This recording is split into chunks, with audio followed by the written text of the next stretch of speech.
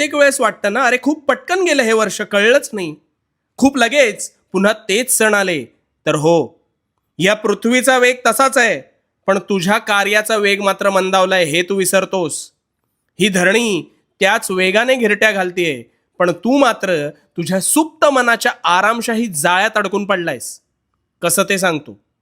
तू ठरवतोस उद्यापासून अमुक एक गोष्ट चांगली करू, पण तो उद्या काही तुझ्या आयुष्यात उजाडत नाही.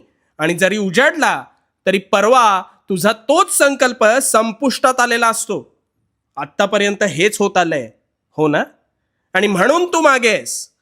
अरे वेळेचा वेग तोच आहे, पण तुझ्या कार्याचा, हालचालींचा वेग मात्र मंदावलाय. आणि म्हणून तुला वेळेचं भान राहत नाही.